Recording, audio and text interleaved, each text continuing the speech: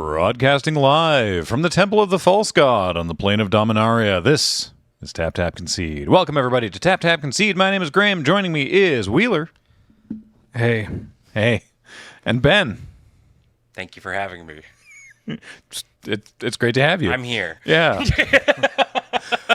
Today, it's shocking no one. We're going to talk about Commander and specifically the bans and the week that most of us, but Wheeler especially, have been through. And more on that in a moment. But first, I want to remind everybody that this show is brought to you by Card Kingdom. Please check out cardkingdom.com/LRR to order yourself some cardboard, possibly at a discount this week. Who knows? The people playing Doubling Cube are very excited about this. You can tell them Loading Ready Run sent me button, please, and they'll give you a little 1-inch button, which we might still have. How about you don't? So, get on that bandwagon. You can do even less, too. Yeah. Tap Tap Concede is also brought to you by Dragon Shield. You can use the code LRRMTG5 to get yourself a 5% discount on purchases on their store. There's a link to that in the description. And, of course, everything we do here at Loading Ready Run is brought to you by you and your kind support of our Patreon at patreon.com/loadingreadyrun. So Graham. So Ben. So Wheeler. So Wheeler. We're going to be talking about the 4 cards that the Commander Rules Committee elected to ban last week and the way that came about and what those bans mean and our thoughts on that and the fallout resulting from that ban, all of it together. This should be no surprise to you right now. There's a lot of people here. There's no Loading Ready Runs monolithic opinion on all of this. And what you're going to be hearing today is the opinions of us, of the 3 people here. And these are our thoughts on this. But bear in mind that if you disagree with something that we say, that's fine. But don't go make someone else have to defend what we've said.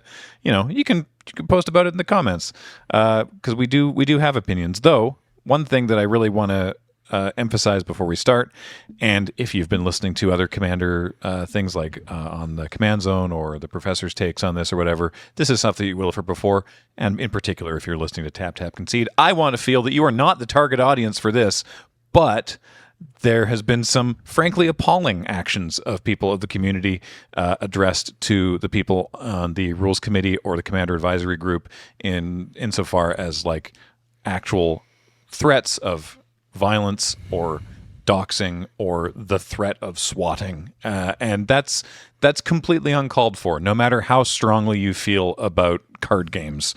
That's... To be clear. Yeah.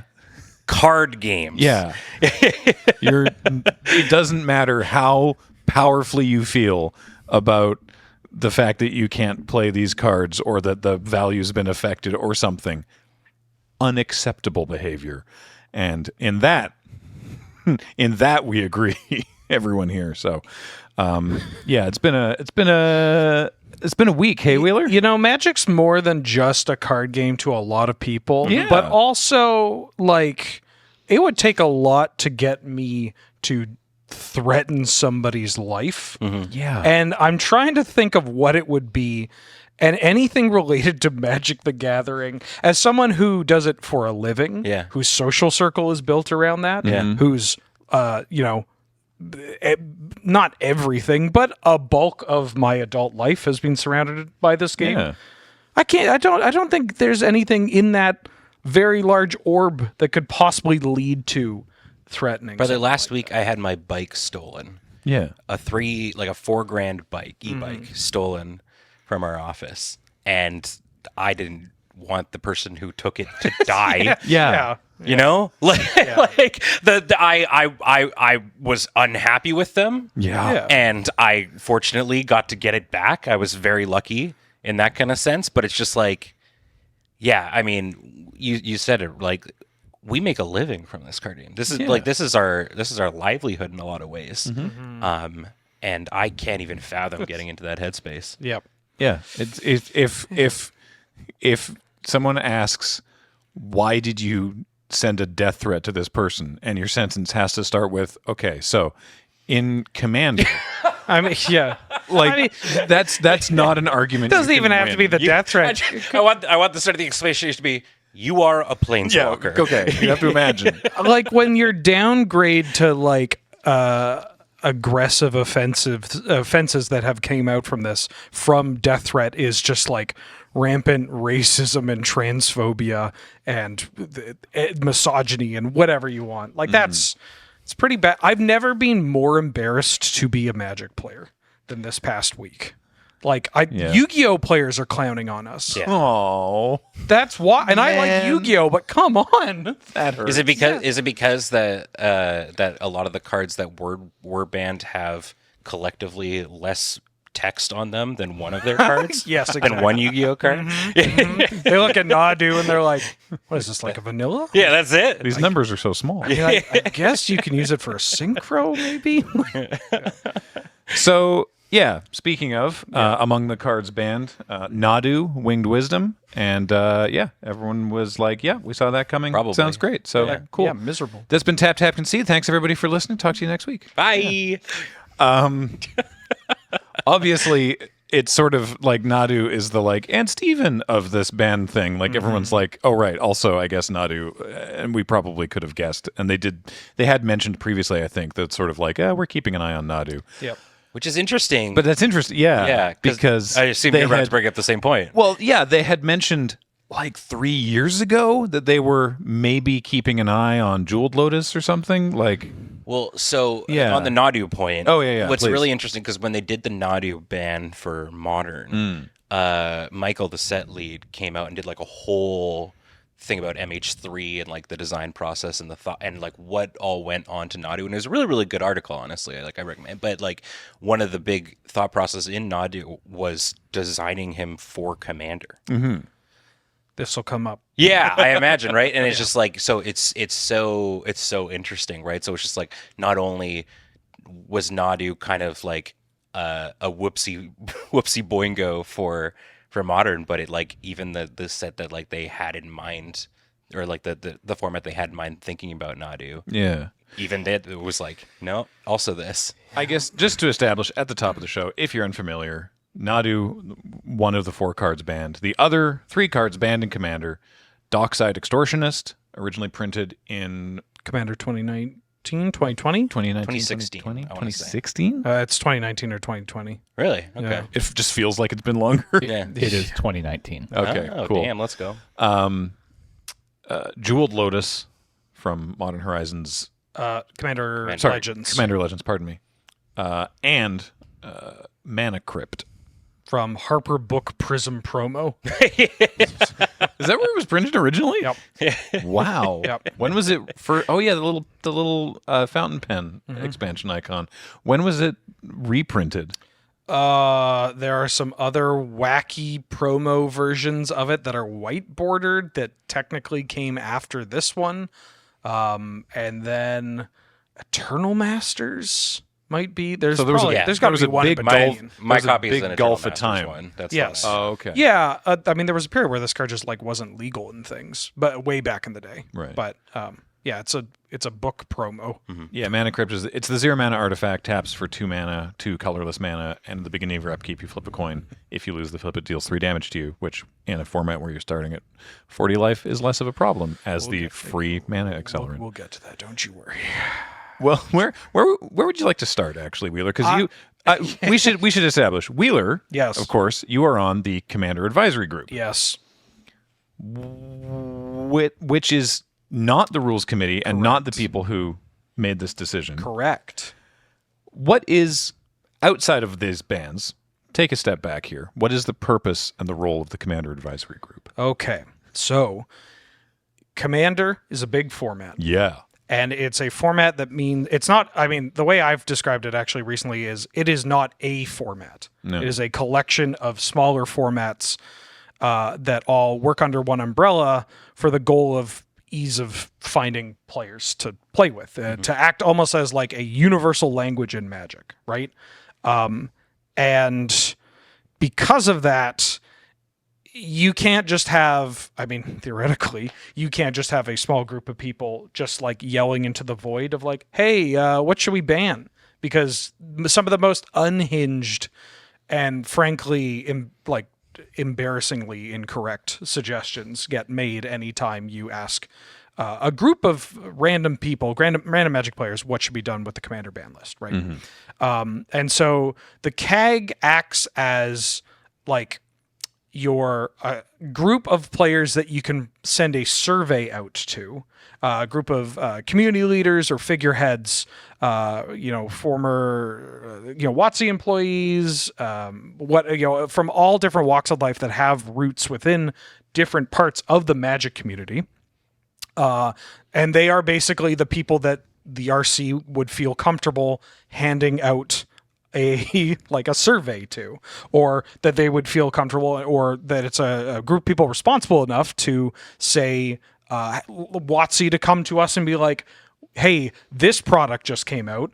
Now that you've had time to chew on it, what do you like about this? What don't you like about this? What has been overperforming, etc. So we act as like a concentrated group of Magic players that aren't going to send death threats and are going to be somewhat reasonable with our takes. So, there's certain personal biases among individuals, but also sometimes you got to put that aside and be like, I don't like this, but going to my LGS or talking to other people that like play the game for fun or play the game for a living, like they like this, right?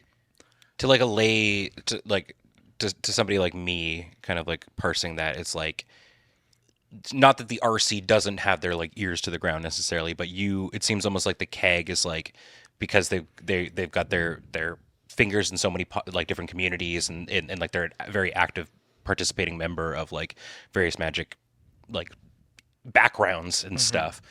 You're kind of garnering that information and then passing it off in a way to the RC so that they can sort of like do with that information what they will, and like they feel comfortable taking that information from you if they can. In theory, yes. Yes. Yeah. Yes. Yeah. It doesn't always work that way. Yeah. So, I mean, I guess let's talk about that, I guess, at the top, which is that after these announcements were made, Josh, who was a member of the Commander Advisory Group, who has since resigned since this, he didn't say because of this, but since this ban, he mentioned that, like, hey, just so that you all know, the CAG, we didn't know about this. Oops. Yeah, we found out about this like maybe a day ahead, just as a get ready.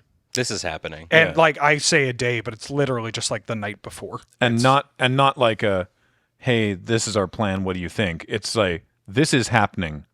You now get to know. This is happening. Here are the talking points of the RC towards these. These are the kind of questions that you can expect to field surrounding this. Yeah. I don't think you should be having to field those questions. hot take from me.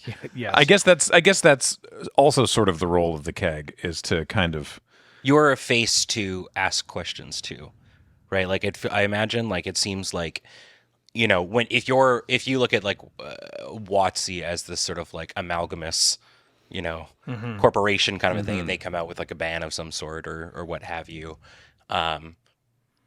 There's no one person to be like, there's no Gavin, kind of like moment, right? Whereas like, but it seems like with the CAG, that is partially almost your role. Like they're like, or you're somebody who someone's like, hey Wheeler, why this? Yeah. It's easier to reach out to you, kind of a thing. Yeah. But again, not much like the members of Loading Ready Run. The CAG is not a monolith. The CAG is created by people of all different walks of life and in the game, and like, interests and play experiences. And you'll have people that I go to blow up Shivam spot because it's very funny and because I love him dearly. But, you'll have Shivam who's like, I hate Farewell. Get Farewell out of here. This sucks. And it's like, why are we doing this? And his answer would be, it's not fun. Or it's not. And that's like a very shockingly valid response. Right. Like, arguably, that's one of the best responses you can get when you're sourcing like, what are cards that you want to bring up is this card, because it is not enjoyable, it is not fun, How or many it's not people conducive. pop off when a farewell is cast? Yeah, exactly. Like, and fun is always subjective Yeah. and whatnot. But you want that Timmy to be like, this is my take. Because then you'll get someone like me that'll be like, here's a 20-page... I mean, I haven't put up my Panoptic Mirror manifesto, but you get the idea. Like, Right. Darksteel, released in 2005, came with, like, you want those differing kind of takes and opinions. Imagine a time when So with the CAG like not being aware, not consulted or brought into discussions about this, but not even being aware that this was happening. Yeah. How I have my own opinions on that. Yeah, it's- but I'm not on the CAG. Yeah. You were. How do you feel about this? It's not great. No. But also, I don't think it's that far off entirely. Like there is some communication about what's going on, but not as direct as we would like, right? Part of that can be an issue with the fact that there are so many people on the CAG. It's massive. How many people is it? So many. All right. Because from when the RC released sort of their follow-up statement, and one of the things they addressed was like, why didn't we tell the CAG? I want to be generous in my reading of it, but it's hard to read what they said as any other way than we didn't think we could trust the Commander Advisory Group to not tell people, or like, which is its own issue. yeah, I know. And I was like, how, like that's gotta feel bad. Well, there was that major sort of rundown about like the RC FAQ sort of regarding this that was posted, where one of the things that one of the first questions I think on it was like insider trading, Right. and stuff like that, right? Which I imagine is always like a concern when you're thinking about this kind of stuff, right? Which, as they said, wasn't at all the case in this kind of a thing, but like I can imagine it's always something that's like on the minds of people and stuff in those instances. Which, I mean, that kind of hesitation can be understanding when you have when you're in a position where there could be financial ramifications. Yeah. Or when it's a hard task where you want to have the CAG to be large enough so that there are some faces that you can see from different groups and walks of life, but also you don't want it to be too big, because then you run into this issue of like, well, how can we provide this kind of sensitive information without it reliably, without it leaking out, or like, what's the purpose of this? That's the once thing. you get to it stops meaning something. I can imagine that it's just like it's a tough prospect when I would put it out there that I don't know if 2 to 3 months go by without some major magic leak happening. Right. And like you can never really determine where it's coming from or anything like that. Or sometimes they can, and it's not like an outward sort of facing thing. But it's so this is a complete devil's advocate sort of kind of thing, right? Or at least me being like,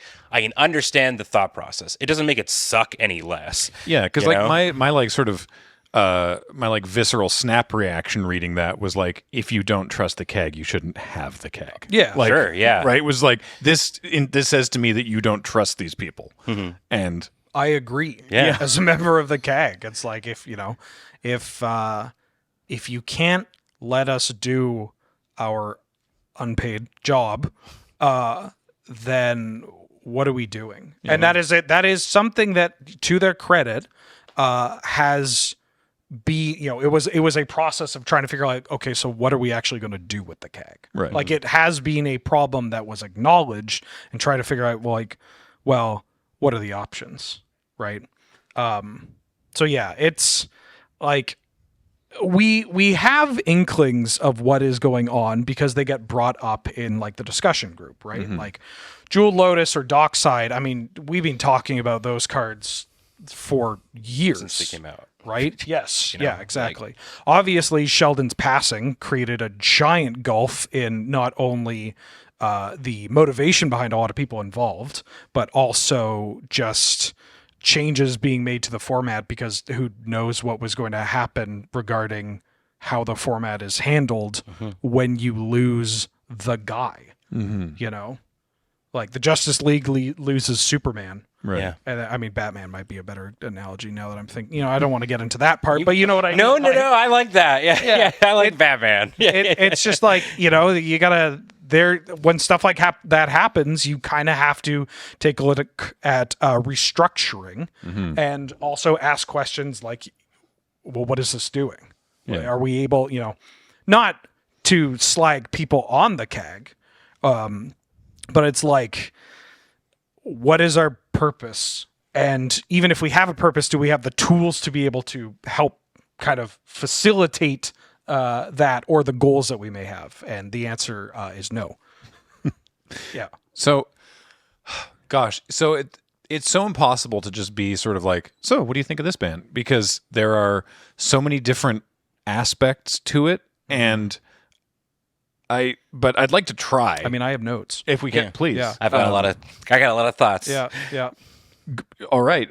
Do you want like a setup for any part of it, or like one? You want to focus on one card in particular and move along? I to feel other like stuff, I would like to talk about. I mean, Nadu, we literally don't need to talk about. The play patterns are miserable, but I do want to chime on one thing with Nadu that is tied to Dockside Extortionist and Jeweled Lotus. Okay. That is also a thing with the Mana Crypt ban, but we've got a whole section for Mana Crypt planned. We'll come back to Mana Crypt. Is that these are all cards that, despite the Modern Horizons set logo on Nadu, were designed for Commander. And so a lot of these were designed for Commander with pushback from the RC of like, hey, this is messed up.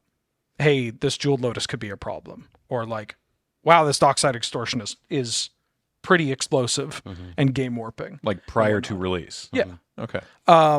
And there's been a lot of talk about Jeweled Lotus effectively being stranded in like a nowhere land of just being a card that works with a commander, but not a format with a commander where it's legal, right? But I'm okay with that because I actually would prefer, and my outlook on this is I would prefer if action were taken towards banning cards, focus on the cards that were designed with the format in mind that are way too egregious and pushed. Like, to me, that makes more sense than banning a 25-year-old card that has realistically always been a problem, but to do it now is very odd. But like banning something like Jeweled Lotus or banning something like Dockside Extortionist, which, I mean, the power level of these cards is through the roof. They're a whole bunch of different things. They're obviously fast mana, which leads to more snowballing starts, which leads to more one-sided games or games of Archenemy getting played. They are confusing cards in regards to power level. Because it's very easy to look at your Jeweled Lotus and be like, oh, well, I'm just using this to cast my 6-drop commander. Right. But you're still using a Black Lotus to cast the card that your deck is built around, which is messed up. Not to mention, Jeweled Lotus in practice actually just more often than not is used to cast your 3-mana commander on turn 1. Yeah. Or, cast your 4-mana commander with additional disruption or backup, right? Dockside Extortionist, a card where you look at it and you're like, ooh, treasures, or ooh, goblins, or ooh, yeah, I got to rag on my opponents for playing all these pesky artifacts and enchantments. In practice, just ends up going infinite with a light breeze and punishes people for playing Magic the Gathering, for playing a format that has been encouraged through designs and social kind of interactions and pre-con, pre-con setting the tone for how to structure a commander deck to include a bunch of artifacts, enchantments, all that, specifically cheap ones. So like they're both kind of egregious Magic cards that do things that players don't easily pinpoint on where they should land for like power level, while also leading to more non-games, or in the case of, Dockside, just like loops and doing something that is kind of cracked. I got more specific stuff, but I want to hear Yeah. your thoughts, Ben. Yeah, so I mean, so I'm obviously coming into it from a position of I am a brewer. Yeah. Right. So as like sort of a like for my credentials in for in case like people who don't know, I make on average 5 to 4 to I would say like 5 commander decks a month. Whether for lure content that we do, like making it for other people, or people contract me to build decks for their shows. And what's a really, really interesting thing about this is the 4 cards that have been mentioned, 9 times out of 10 don't make the cut in a lot of the decks that I make. And it's for the reasoning of good show. Right. You know? And like cards on the table, literally, you would, if you don't know, I would say most content creators that you watch, if they are pulling their opening 7 in a game of Commander, if they have Soul Ring in that, they're putting it away and they're drawing something else, right? And so these are cards, and there's way more obviously that exist, but these are cards that the moment they were like, they promote unfun sort of game patterns and whatnot, I was like, yes, I would agree with that, because I have multiple Jeweled Lotuses. I will only play that card if it's for like some janky, goofy thing, right? But even then, should the janky, goofy thing happen because I have access to a Black Lotus and somebody doesn't? Right. You know? And so, to me, what this whole banning thing sort of opened up more was a conversation of what is Commander at this point? What is this format? And I really liked what you said at the start, which is that Commander is not a format; it's a collection of formats, right? And realistically, I don't think anybody would disagree that Commander as a whole has become a thing where it's the format of choice for a lot of people. And I think while we can look at it because, you know, WotC's paying more attention to it, they're looking at like, you know, top-down design processes where they're like, we're going to design this card for Commander and stuff. For me, it's the reason I haven't played Standard in like years. It's way too goddamn hard to keep up with anything. Right. With sets and what formats and what things are kind of coming in and all that kind of jazz, right? And because of this, for the layperson, we have a mutual friend, Andrew Ferguson, who enjoyed Magic, and then stopped because he just couldn't keep up with things. Yep. And it's brutal.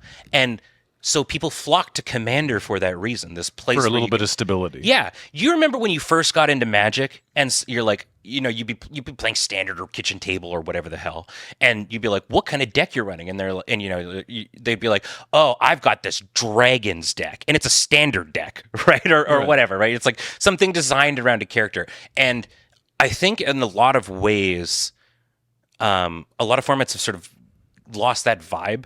To me, you know, you're now playing a collection of good cards, right? And that just might be the position I'm in when in the kind of Magic that I partake in, right? No, that's just Magic now. Yeah, exactly, right. Yeah. It's you know, you're not, but like Commander affords you the ability to have that sort of sensibility, right? And so, in relation to the bans, it's, I think, for me, there were obviously many pain points that people had, but that was the first sort of thing that I thought of was people going, what does this imply? And is this format not necessarily a safe one for my cards anymore? And I don't think that's the case, but I think that's a really big conversation point regarding this whole kind of thing, right? Right. That if they keep designing cards, how excited can I get about cards? If they keep designing stuff explicitly for Commander and they keep making these powerful Commander cards, then it starts hewing more towards the issue where Commander keeps changing in not to the pace of Standard, but it's less stable. Do you remember the MH3 pre-release? I opened because I was the sealed deck opener. Right. I opened the foil alternate art Nadu. Right. And we all went, "Whoa, nice." that was not nearly the pop-off that should have happened for Nadu, right? The card is absurd, right? Yeah. But I remember going through, looking at things for like the content for the pre-release and being like, this is a commander card, right? Yeah. And you could tell from the moment you looked at it, Yeah. right? And it's like, I don't know. I just don't know if I love that. Mm-hmm. Right. And I feel like it's going to start creating more problems than it's really going to solve. I'm as the kind of like gooftown brewer that I like to be when I brew something, right?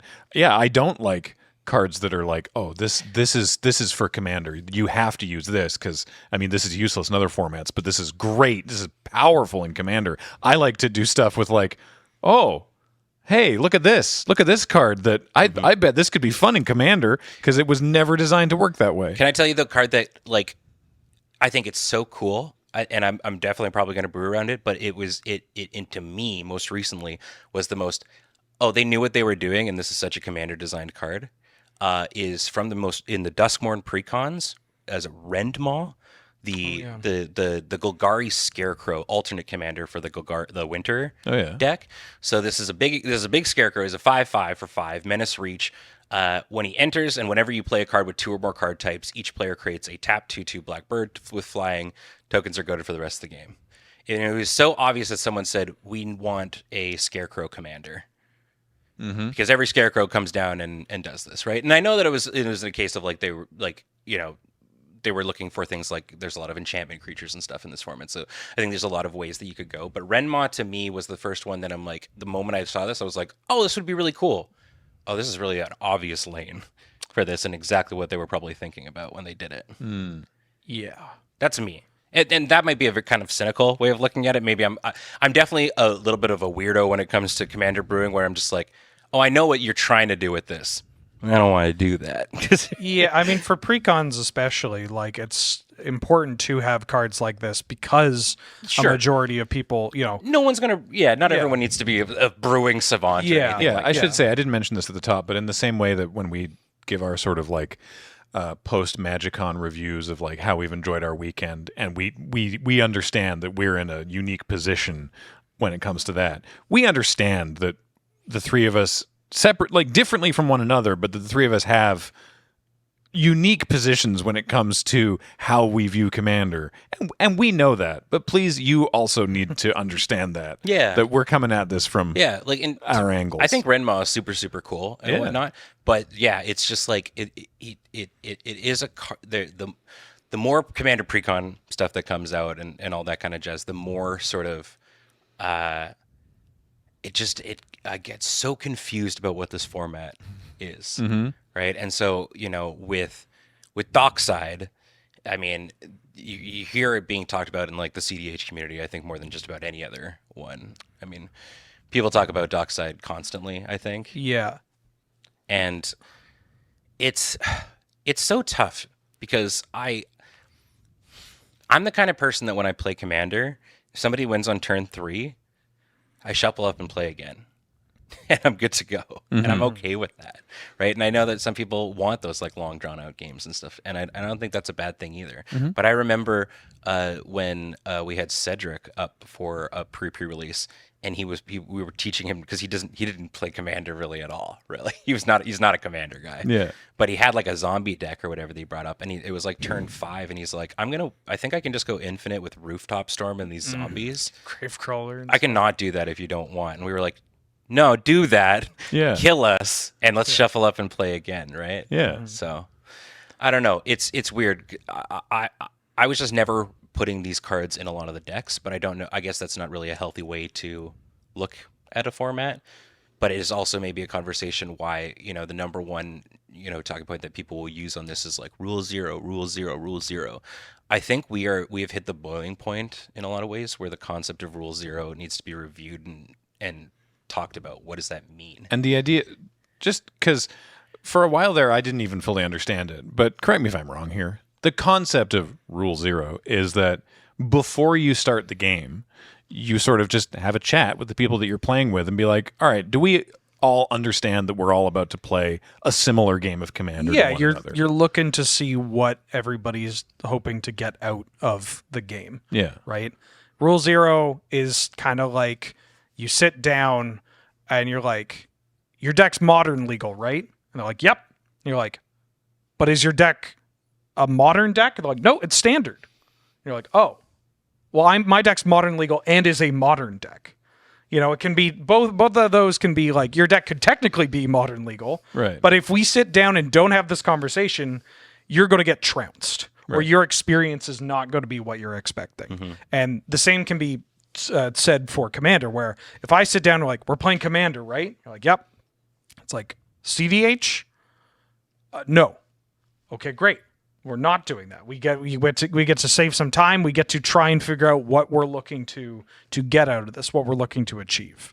I guess what I find exhausting about the Rule Zero discussion is that it just sort of gets thrown around from everyone. Oh, nobody uses it properly. Well, that's the thing. Is like I don't know anyone that actually sits down before they start at a Magic Con and is like, all right, let's have a chat about this. I hope that happens, but I'm not aware of it. But the problem is, it's like that it gets used equally for they should never have banned these cards. You can just Rule Zero it, and also, okay, well, yeah, those cards are banned, but you could just Rule Zero it and use them. Yeah, Rule Zero is right. It's like, well, it's a Band-Aid.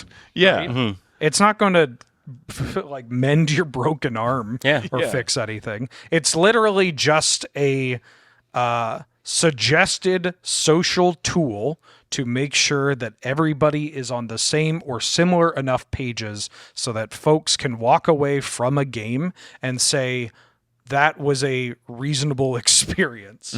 But it gets overused, it gets misinterpreted, and it makes sense why, because it is a nebulous rule for a nebulous format or set of formats. It's hit the point for me where it feels like a I guess the best word to put it would be just like a social check on who I'm talking to and who I'm playing with, and seeing what is your familiarity with the game of Magic as a whole. Yeah. Because the fact of the matter is not everyone's going to know what's considered a super powerful thing or whatnot. I think about this game all the time. And Ben might know what I'm talking about. Yeah, well, it's sorry to interrupt. No, yeah. Before I lose this point, is that Rule Zero is something that is only really known by folks that are more invested or enfranchised, and so the ball's kind of in their court as well, where, if I'm the one that introduces the Rule Zero conversation and I have two people that are like, I'm playing Big Gay Kings group hug. And it's like, well, I'm playing Feldegriff. And someone's like, I'm playing Rogsai. I'm in the position where hold on. Well, I knew enough. I was invested enough in Magic, especially in online circles, to know about Rule Zero. And therefore, I probably know enough to be like, hold on. Please no Rogsai. Yeah. Please don't CDH this table. So it is a thing where the onus is on someone who is presumably more invested in the community surrounding the game, especially in online circles, which can be very stressful, even if you know how to socialize, which not a lot of Magic players do. I would almost put forth that it's also just a dive into your investment in the outcome of the game. I don't care if I win. Yeah. Right? I just care about the play pattern of the game, and I guess the cool things that happen within it, right? Yeah. And so that to me is kind of where the conversation is more sort of surrounded and stuff. And so, a lot of people have instead kind of transformed it into what does your deck do, and about what turn do you think you could do it on? Right. And I think that's sort of where people kind of have aimed around. And I realize that I do not have the ability to answer that second exactly, question right? for And any that's of my the thing. decks. And so it's I just, don't know. I guess what I draw. yeah, and it's shifted sort of into this dealio where the idea of commander politics within a table and people doing something really, really dope. You're like storming out or doing something amazing, and then ending that turn by saying, "I'm sorry." That I go, what the hell are we doing, dude? Yeah. Like, what is this? Like, I know that if I sit down in Canlander, I'm going to kill you as quick as possible. Oh, yeah. Right? That's my goal, and that, for as much as, and I do it lovingly, that people will clown on CDH or any of these other kinds of formats, it's really nice to just build your thing and be like, I'm going to kill you all. You say that, but as somebody that has played a pretty large amount of CDH, especially in the past year or two, there are also like these social tiers in CDH where people have gotten salty, where it's like, oh, you're playing Kinnan? Huh. Okay. And it's just like, you can't escape it. Yeah, so... Which kind of makes sense in a social multiplayer format such as Commander, no matter which version of Commander you're That's what you crave out of CDH. You should be playing Canadian Highlander. Don't do that again. Don't please do no, that again. Please no. I'm waiting. got so mad. I am waiting at least a week before I start being like, so about these mana crypts you have. But to loop it back to the bans, in short, that's why I'm very pro this. You're on board with I'm on board with the bans because realistically, as soon as you take the waffliness out of like, is this okay if I put this in? It's just like, no, it's just gone. And if it does matter to you, then I'm sure you'll have a band of buddies that will still rock it, or you'll go off, or you'll create your own format or whatever. That's also an option, right? You can just make your own format. Ben's been a part of several of them. I've kind of done it twice. Yeah, right. And so, but I don't discredit that it sucks, to see a part of your collection poof. Yeah. But I don't think this is incorrect. And I guess we should say that the primary reasoning, like we've talked about it in passing and kind of mentioned it in terms of play patterns and stuff, but the reason for not Nadu, but the reason for the other three was because it was too fast. It was the mana was too quick, and it was too explosive, and it was causing games that were, very, as you said, like one-sided or arch enemy, or one player goes off or something. Yeah, power level, but also social understanding. But they did also talk about how they're like, but not Sol Ring. That's very important. Yeah. Because, if we're moving on to the Sol Ring why part not? of the show, I think when these got announced, my public post was something akin to like the bans, sucks when people lose money, which is relevant for cards, especially like Jeweled Lotus and Mana Crypt. Yeah. Wish the communication on Sol Ring was a lot better, because if you read through their post, their first post at least, talking about Sol Ring, is that the language that gets used is a little, for my liking, it's too feathery. It's too like, ooh, our hands are tied. And I don't like that. I think they said that Sol Ring defies the laws of physics. They say it defies the laws of physics, or like geometric who's it's what's it. It was really like the website is down, and now we're putting like a little like the monkeys are gathering. Oopsie. Yeah. It was Our not. Sol Ring made a little whoopsie boingo. It was not good. So and this kind of ties to also the purpose of the ban list as well, is that it's not solely about power level, right? And would Commander be a better format if Sol Ring was banned? In my opinion, absolutely. Sol Ring is not an okay Magic card. It is absolutely cracked in half. It is busted. It leads to these explosive games. And the perception of the power of Sol Ring is so incredibly warped with Commander as well. But you're not going to ban Sol Ring. You're not going to ban Sol Ring because it's the mascot. Yeah. If there was a Pokemon game where Pikachu was the most busted thing in the world, guess what? They're not banning Pikachu. Yeah. And Sol Ring, for better or for worse, is Magic's Pikachu. Can I ask a weird question sort of around that in general, though? Like, is fast mana bad inherently just because people, like, not everyone will get access to it, and that's the problem with it? Because realistically, is not every game of Command, the first 1 to 3 turns of Commander a giant, like, freaking loading screen. Yeah. You know, is that like I like don't get me wrong. I understand the concepts of fast mana and stuff like that. Like I have been the guy, you know, to go land, Soul Ring, Arcane Signet, right, boobity boo, right? Like, and then everyone, and you've got 5 and everyone else is, and if that's just the cut and dry answer to it, then sure. But God, I wish I could be like, let's everyone shuffle up, we're all good, and everybody could put like 2 lands out or whatever. So fast mana is problematic in a 100 card singleton format with the variance of commander, the differing intentions of the players involved. It's like awkward because of other like price reasons. Yeah, oh yeah. Outside of it, and because the social construct of Commander incentivizes players to take proactive plays rather than reactive plays, even though strategically it is more beneficial to be the one casting Damnation than be the one casting Deranged Hermit or whatever. And so it's bad because it turns into this race to clobber people, but it gets frowned upon when you use the same tools to prevent people from clobbering. Wish I picked a different word.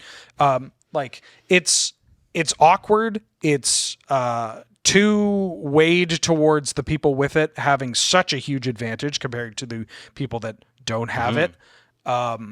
And it just makes for non-games, and the way that Commander is mostly played and the like way that people build their decks at all the levels, it is difficult to punish it, especially when you always have 1 extra card that your sometimes 2 extra cards that your entire deck is built around. So fast mana is very problematic, but also it's like I'm not going to fast mansplain to you. No, but absolutely, it is not all equal, which I've seen as a big talking point when it comes to Mana Crypt, especially, and for what it's worth, Lotus and Dockside. But like seeing players flock to get Mana Vault when the card is more of a dark ritual than anything. Like it's not like Mana Crypt and Soul Ring are on their like an entirely different level, right? Mana Vault, very powerful card. Ancient Tomb, very powerful card. Grim Monolith, whatever. Like all these, Mox Diamond, Chrome Mox, very powerful, but they have downsides associated with them that will still pop up even in a game of Commander, where cards like Soul Ring and Jeweled Lotus and Mana Crypt do not have those, right? And to tie this back to Soul Ring very quickly, that like, yeah, the way it was communicated sucked. It was like, you personally, if I were to do this, I would have been very direct of like, we're not banning Soul Ring. Soul Ring is the mascot. On power level, Soul Ring is problematic. However, the ban list isn't just about power level. It's about other things. And one of those things is also the culture and the socializing that comes with the game. And being the mascot of the format and being the card that is also just printed in every single Commander product makes it basically impossible to get rid of. And this is a good version of Rule 0. I'm putting my Soul Ring on the bottom. Yeah, well, yeah. Right? And I think like realistically too, like it is an achievable power for new players. Yeah. It's something that like, you know, I can imagine it's very difficult for them to be like, when are we reprinting Mana Crypt? When are we reprinting this? Right? But like the fact that Soul Ring gets put in everything feels like the first sort of tangible, like, dude, you know how good that card you just pulled, you know, out of that thing is, right? Well, like players can have a little volatility as a treat. Like that's fun. It's right? fun. Honestly, the moment like where you hand somebody a Canlander deck or a Legacy deck or anything like that, and you're like, brother, have you ever cast Ancestral Recall and snapcasted an Ancestral Recall about? It's sick. It feels really good, and I think we obviously shouldn't be afraid to do really like spooky things with cards. So how much do you think? Because we've only touched a little bit on the value of the cards. Yeah. How much of the pushback and anger and rage and horrible stuff that we touched on at the top of the show, how much of that do you think is born from like a philosophical disagreement of the state of Commander and fast mana, and how much of it is my $100 card is now not worth $100 anymore? If I had, oh, sorry, go on. I was just gonna say I'd say like over half. I like would 65-70%. I would probably go 99.9 towards Yeah. finance. Yeah. Yeah, finance is so intrinsically tied to Magic the Gathering in an incredibly unhealthy way, and I recognize obligatory recognition of privilege. Yes. It's so easy for us to talk about this because we get a lot of products. Yeah. You know, But and so like when I read the bans, I just woken up and I was like, oh, okay, yeah, that makes sense. You know how many of these cards I own? None. Right? If they banned Sol Ring, I've got Sol Rings coming out of my freaking ears. Right? If they banned Sol Ring, I'd be like, oh, well, now I have all these Sol Rings I have nothing to do with. Right. But I'm not, massive air quotes for those only listening, losing money if they ban Sol Ring, right? I think there's an amount of blame here at Wizards for not aggressively reprinting Dockside and Jeweled Lotus to the point where they're artificially inflated. Or reprinting them the way that they did. Like That's what you I go, mean. yeah, you go one of either ways. Yeah. You either don't reprint it and it gets banned, and you're like, well, it still sucks because the fact that there aren't a lot of reprints means that the card is probably going to hold higher value, and so then people are still losing their money. But also it's like, well, there was one printing, this card is obviously problematic. But having seen Dockside receive reprints and Jewel Lotus receive reprints, in the past 2 years or so, is like, that does feel bad. That, betrays a certain level of like consumer confidence. Yeah. But they haven't reprinted them enough that their value has dropped. Yes. And so when this ban decision was made, now people who have invested in these cards, I feel gross using this terminology when it comes to Magic cards, right? Then now it's worse than it would have been if Wizards had been like, oh, people want these cards, we'll print more of these cards. Yeah. Right? Like, Yeah, they didn't print it in abundance. Partially because those cards are like ways of selling product. well, exactly. And like you that's want to why. space it Yeah. out. Yeah. Yeah. Yeah. I mean, there's an aspect of it that it's just like in the same vein, I woke up, I've got like I'm sure you have. I've got many like of these. 3 Docksides, 4 Lotuses. Yeah. I got 2 Mana Crypts or something like that, right? And so I looked at it and I'm like, oh, that's like $1,000 gone, Yeah. right? But it's not. No. It's not. That money- And it never was. Yeah, that money was gone when I bought them. Yes. My foil Jeweled Lotus, you know how much it's worth? 0. Because it's a card I bought to use, to play. And I get that comes with its own little privilege, and like, I don't know, I hold a lot of ire towards the finance. And I'm in a weird spot where I collect high end, but also hold a lot of ire towards people that invest heavily, especially in pieces that aren't on the reserve list. You should have been buying Grim Monolith. Grim Monolith. It's the one to buy. I don't get it. When we moved a couple years ago, it was a while before. It was like several months before it was like, oh no, this thing, or like the interest rates or whatever, if now our home is worth, like sort of tracking like the worth of our house. And I had to be like, whoa, hold on. Are we selling the house? Then it doesn't matter. Yeah. Like we're in it now. We have it now. Yeah, that's going to change, but like stressing about it from day to day doesn't actually help or change anything, because right now we're using it. I mean, It'll become relevant potentially later. yeah. Like I'll cede if a week ago, or a month prior to this ban, you were like, I think I'm thinking about selling this Jeweled Lotus. Then sure, maybe in that instance that happened, right?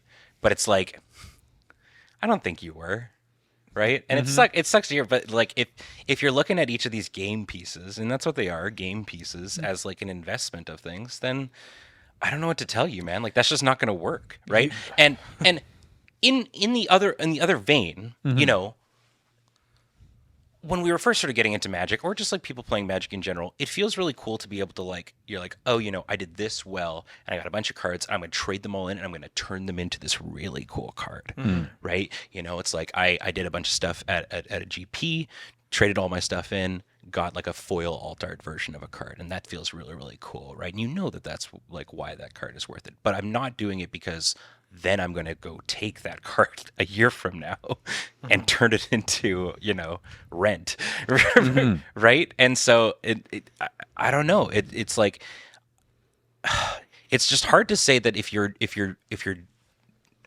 doing this for some future sellout of your collection to turn it into something,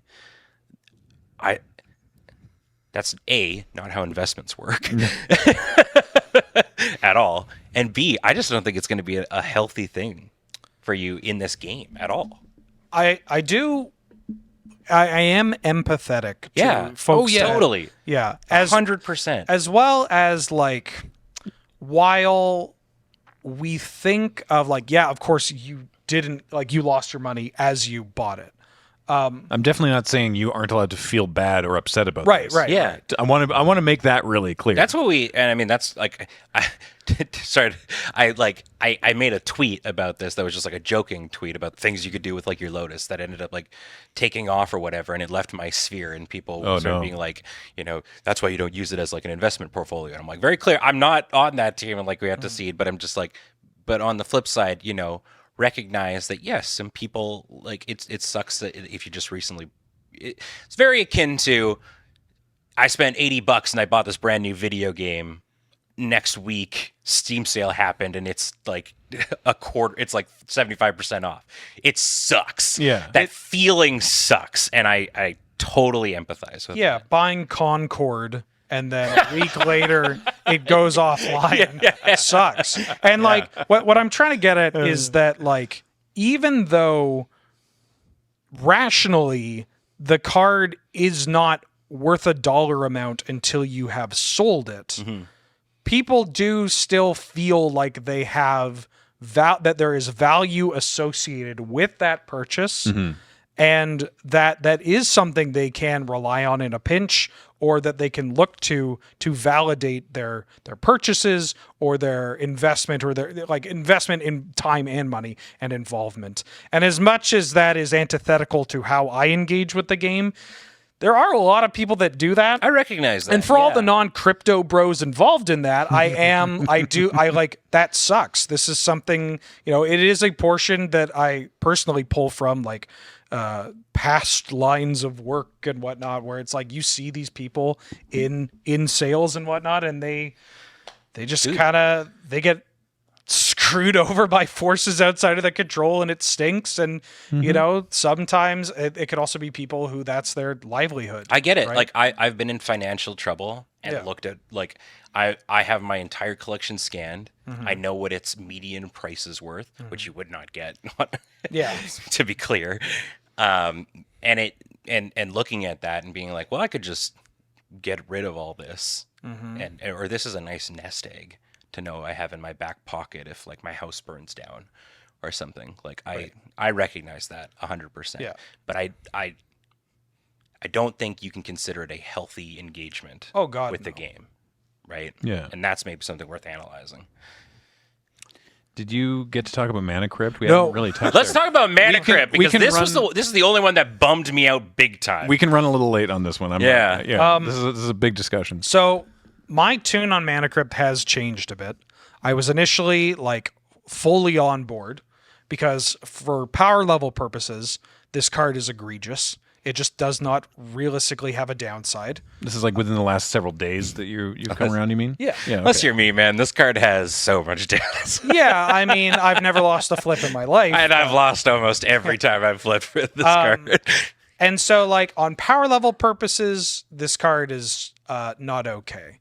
On the misinterpretation of where playing this card is going to lead to like a balanced or enjoyable kind of gameplay, this card is a nightmare for evaluating. Like it is just, which is wild when you think about it, but again, tied to Sol Ring, it becomes very hard for your average player to evaluate this card. If there's one thing I've learned from looking at what few reactions I have, because I'm not really on Twitter anymore, but from seeing what reactions I have seen, if there's one thing I've learned from the fallout of these bans, is that I guess I haven't been playing Mana Crypt as much as I'm supposed to, because I've literally never played this card, and apparently it's just always played.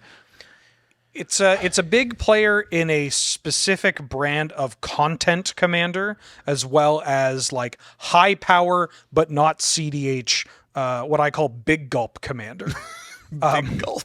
Not entirely because I think it's funny, but because I associate it with my local commander scene, there being like a table of people that used to play, and they just all had big gulps, and they were always just like.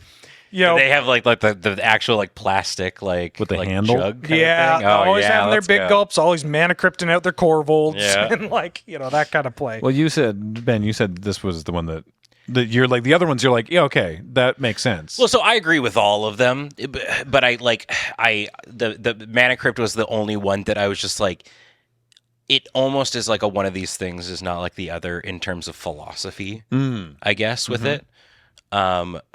It's just like, so all of these, the three of them printed within like the last little while. Right. Mana Crypt from when? Like originally? Yeah. 1995. Yeah. Yeah. 1995, right? Wild. And so this one to me felt tacked on.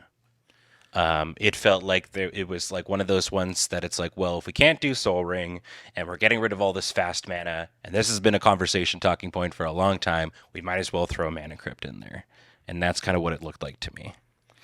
Yeah, it's weird to do this now, and despite the fact that it's egregious, I think like you should. I mean, I don't think they should have banned it. Is what I turned around on, because it is expensive, which is not, that shouldn't be the primary defining reason for why you address a card with a ban list. But we can do away with any sort of notion that it would be willingly ignorant if you ignored it completely, right? Like, yeah, cards cost money. Like, there's a reason why certain cards are not unbanned. Library of Alexandria, very powerful card, but also probably don't want to unban it to make it include in every single deck that is a card that's like $1,000 right now. And I think, God forbid how much it would be after that. I think in 2024, I know it's something that every Magic content creator or people who have worked with WotC or whatnot has said, where it's like that Wizards of the Coast does not acknowledge the secondary market. It's 2024. We know that isn't true. Yeah. We know that isn't true. It's not. Yeah, they use different language to acknowledge it. Yeah, but it's like between premium pricing on products and stuff like that are functionally the exact same thing and whatnot. Yeah, like That's you not said, true. like the Jewel Lotus is a card that they can put in a set to make sure that they sell booster packs, not just because it has a powerful effect, Right. But because this kind it's also valuable. And this kind of commentary has come straight from the horse's mouth. Like this, if you watch a weekly MTG stream where they talk about upcoming product and like cards, they'll use terms of like not a high value gets a little iffy. They've used it before. They stopped using it, but like it's an exciting reprint. Yes. This is an exciting card. Yeah. This is the card. This is the draw of the set or whatever. And it's The like, chase. why is that Yeah. the chase card of the set? And why is that? Because it's $100. And that 9 times out of 10, that is the reasoning, right? Yeah. Like it's So when you're pointing or not pointing, when you're banning this kind of card, let me restart this. Don't ban this kind of card. Accept the fact that it is messed up, that it is busted, that it is just like a real piece of garbage, and either print it into oblivion, if possible, or just like accept that this is going to be a high power game piece that not everybody's going to have, that is just like going to lead to some more lopsided games and some more miscommunication, because it's just so much to deal with in the unbanning process. Especially because the ban list purpose is mostly communication of what is okay, what isn't okay, not just to the player base, but also to Wizards of the Coast.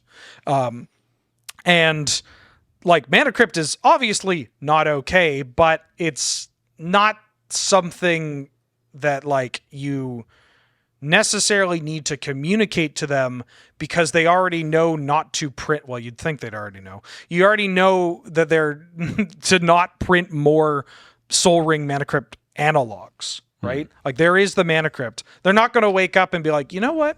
I bet we could print another kind of Mana Crypt, right? You know, this card's not banned in Commander. We could probably print Mana Crypt that deals 4 to you on upkeep, right? Not going to happen. But with other cards that have been banned, with cards like Hull Breacher and Leovold being big ones, of like, do not print these cards.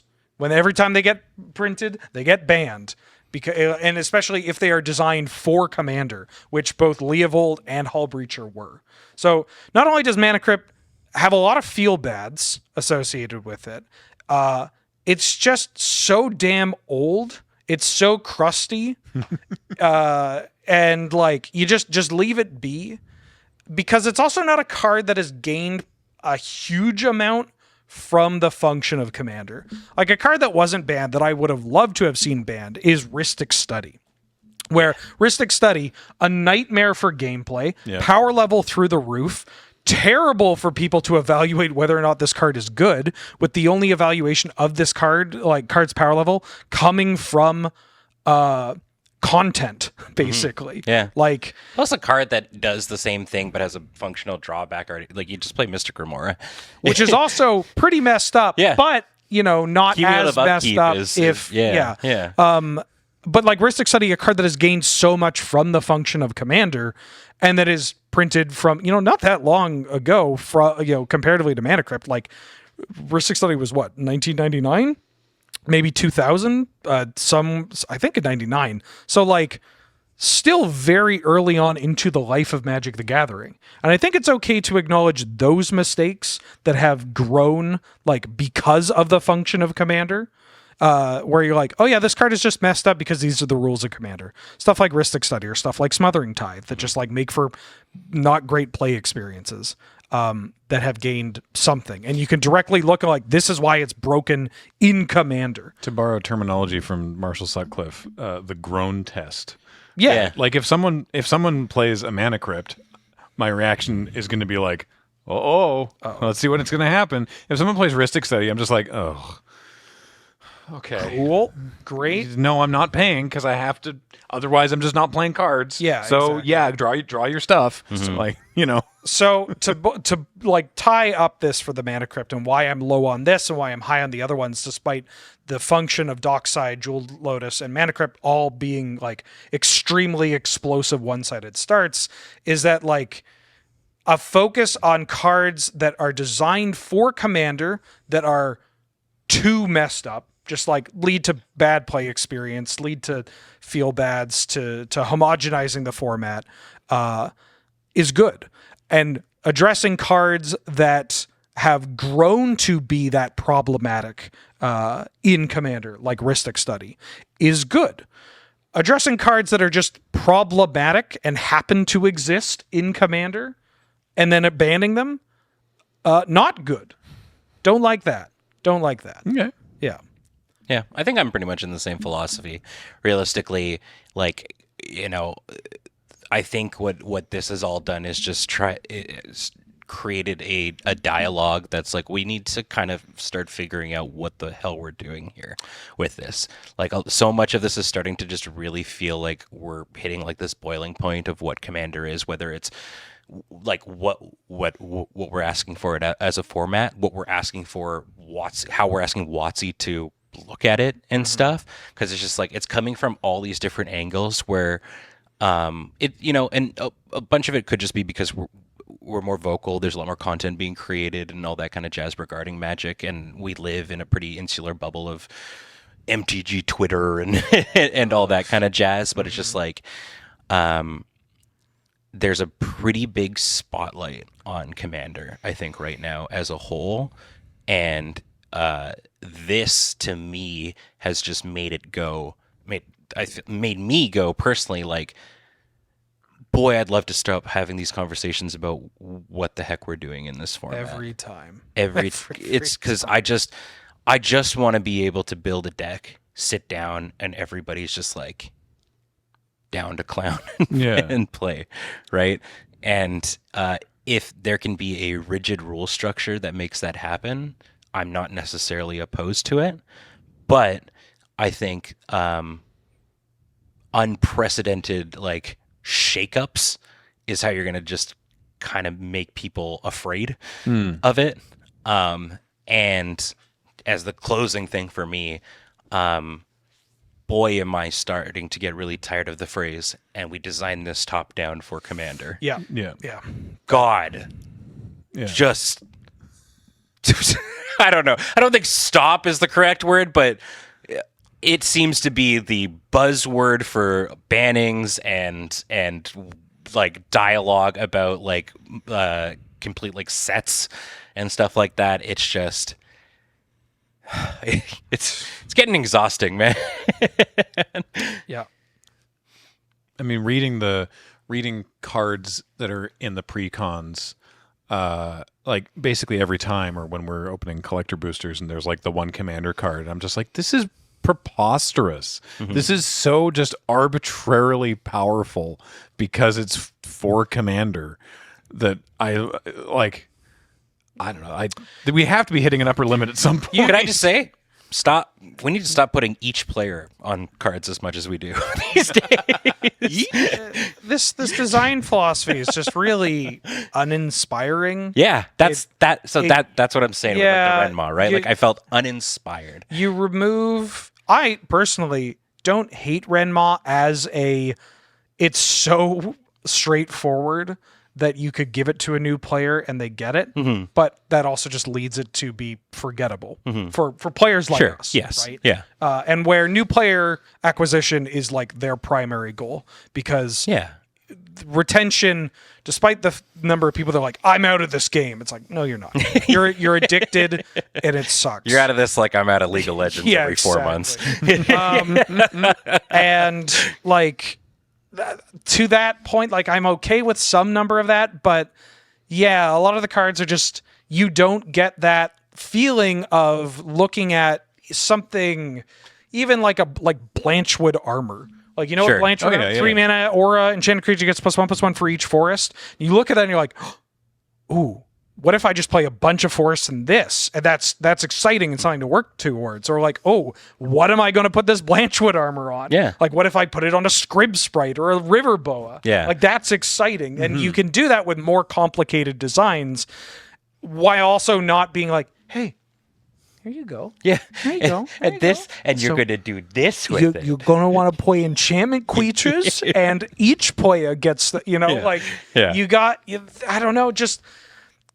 To me, Commander is about finding new things and discovering new things. And as a player. As yourself, but also like you can do that while like letting new players have that moment in your pre-cons, which I think they were pretty successful at doing for quite some time. Yeah. Of where you're like, hey, wait a minute. This also works really well with artifacts. Yeah. Or like, whatever. Like those little eureka moments. They don't have to be big for new players, but they have to be there. Yes. Well, and they're not really there right now. As somebody who, I mean, you and I, we play so many different TCGs and stuff like that. When I'm getting into a new one, the first thing that a new player will look at is like kindred archetypes and stuff like that. So they exist for a reason, right? But then I think as soon as you go beyond that, and especially at the rate at which product is coming out and stuff, you need to make sure you still got your stuff for like the enfranchised kind of thing there. One of the designs, the power level is a different issue with this one, but the one that I think about is Hawkball, Surging Storm, the LCI Simic Merfolk Commander. Oh yeah, God, I remember us reading this. That card is absurd. Yeah, bring it up, James. I have no idea what this card is. HAKBAL. 2 green and a blue for a 4/4 legendary merfolk that says at the beginning of combat on your turn, each merfolk you control explores, and then it has another busted Simic ability attached. Sorry, what's the name of the card? Hawkball. HAKBAL. HAKBAL. 2 A's or 1 A? 2 A's. Hawkball the Surging Storm. Yes. So 3/3, beginning of combat on your turn, each merfolk creature you control explores.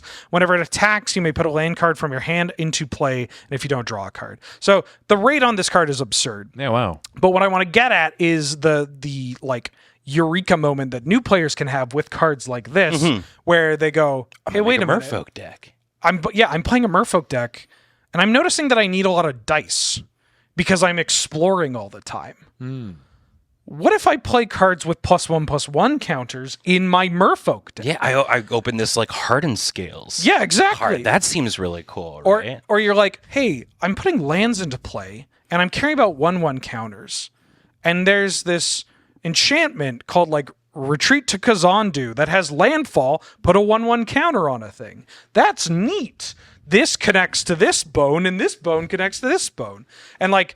I like to use this card as an example for creating those scenarios with design where it feels more natural than some of the stuff that we have seen. I mean, and this card is only a year out. Yeah. But like, I mean, ask anybody that makes Commander content for a living, especially playing pre-cons. They have gotten so juiced, so linear. Gosh. Just... I think we took off pretty much every banned commander off of the wheel of. Yeah. Yes. Because When we first made the Wheel of Precons for EDSC, there was a bunch of cards. We discussed it internally and talked to some other friends outside of Loading Ready Run to be like, all right, what are the decks that we shouldn't put on here? Because they're too scary. They're the ones that everyone groans when they see, right? It's like Edgar Markov and Atraxa and ones like that. And now those are like little babies. we did like a one, and I got handed. I think we took it off to test it, and I got like the Fraileys one, right? the Fraileys elves, and I just got ranched. You got rid. Oh yeah, the Christmas one. Yeah. The Christmas I got completely ranched in that one, dude. Because it's like people are just doing this like card that has like a bajillion words of text, and I'm like 6-minute overrun, and there's still some like bangers and stuff. But yeah, like the power levels through the roof at this point for Magic. So in conclusion, these bans. Between the two of you, you're not totally aligned on Mana Crypt, but for the other three, you're at least that like it's gonna be of a benefit to the format for these cards to not be in there. Yes. yeah. I just The manner that the bannings happened, that's basically it. not great. And because we talked about this like way at the beginning about how there was like they put up this sort of like watch list about like we're keeping an eye on Nadu, and then when Nadu got banned, it was like, yeah, that's no surprise. But the other ones kind of seemed to come out of nowhere. Well, there was discussion surrounding all of them, but not enough, and not in a way that is going to be helpful unless you are terminally online, Right. or Yeah. like invested. Well, and I mean, with any other the other bannings that we've seen and stuff like that, like we can, I think, look at like both Nadu's kind of cycle, but like Grief and Fury and stuff. These were cards that like we knew that there were things were going, like people were abusing these cards. We knew they were super powerful. We knew WotC was taking a look at them because there were several like announcements where we're like, we're not quite sure if we're going to ban this one yet. We're keeping an eye on it. Like it felt like, and then when Grief, when Fury, for example, got banned And Grief didn't. and Grief didn't, people were like, huh, okay. Right. But it's like, at least like, like there was some semblance. Yeah. This was so just like open the door pie to the face, I think, for a lot of people that was just like, sorry, what? And I remember seeing it because James posted it in our Slack and being like, I didn't even know that there on the BNR list there was a section for Commander until that day, right? So, yeah. Yeah, the way that it is, I mean, this also just leads into why it's so tough. Is that even when it is in the hands of like Wizards of the Coast or in the hands of like a governing body that is going to put out something that is similar to a watch list, they can fall through. Like or stuff doesn't get banned. You're like, what the hell is going on with this? Or they will talk about cards like they're about to be banned or like they are deserving of being banned, and then nothing happens. Like this happened with the State of Design, where Mark Rosewater was talking about like Orcish Bowmasters and the One Ring, and talking about it like these cards need to be banned, and these cards aren't banned. So that's very weird. Like watch lists and this kind of thing is difficult. The process is imperfect, but like it's hard to fail, or not hard to fail. It's hard to stumble the way that that happened this time, as long as you just like communicate. Yeah. Well, right? And we joke about it, but like there are so many times where we'll go to a convention, for example, and people will come up to us and they'll be like, I didn't know you were coming to this. And it's like, well, brother, we talked about it on multiple shows. We streamed it. We made multiple announcements and whatnot. And I'm glad that you're surprised that we're here. That's really exciting.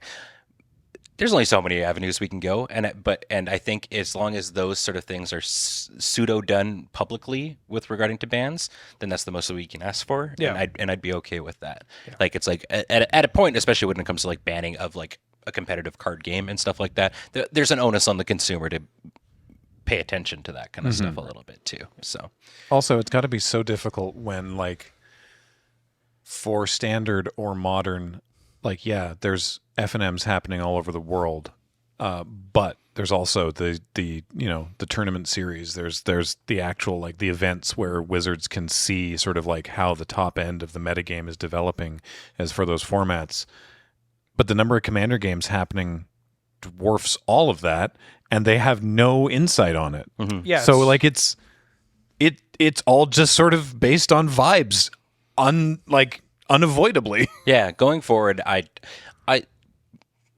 optimistically, I hope what this does is it just at least sets a foot forward to figuring this format out and deciding how it's going to be, like what it's going to be for Magic, because it just is so nebulous right now, and it's just, boy, does it feel like it's just like a constantly erupting volcano that like every once in a while shoots out a little lava, but it's still rumbling the whole time. It's not going to erupt, right? Yeah.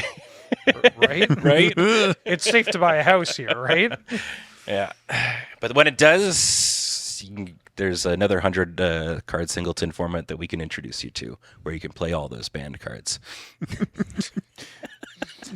There's a this is coming out on North 100. there's a showdown coming out this week, right? The week that this airs.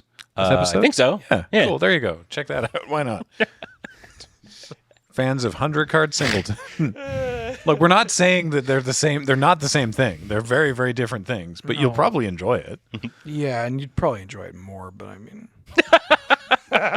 we're not going to be. Listen, last time we compared CDH and all that jazz, there was so much flack. Yeah. I didn't say that they're the same. They're very, very different. I'm just saying people who enjoy CDH would probably also enjoy Highlander. Yeah. Yeah. Absolutely. 2 cakes.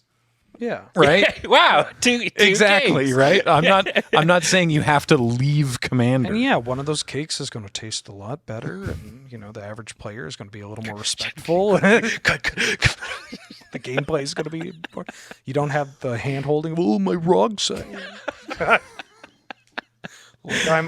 Hey, dude, I'm working through like one of my CDH decks basically getting banned, all right?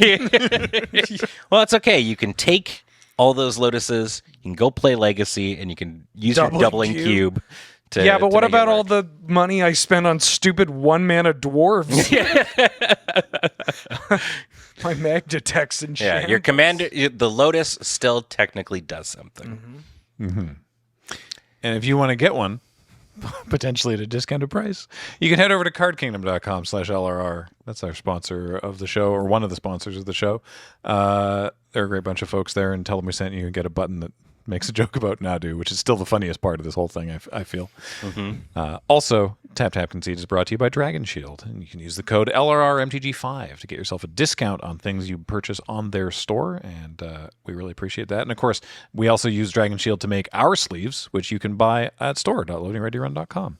And finally, the show and everything we do is brought to you by you and your kind support of our Patreon at patreon.com/loadingreadyrun. If you have questions or thoughts, please do share them in the comments. I can't guarantee we'll reply. Be nice, But though. at least one of us Send will them probably all read to @GearPerGears.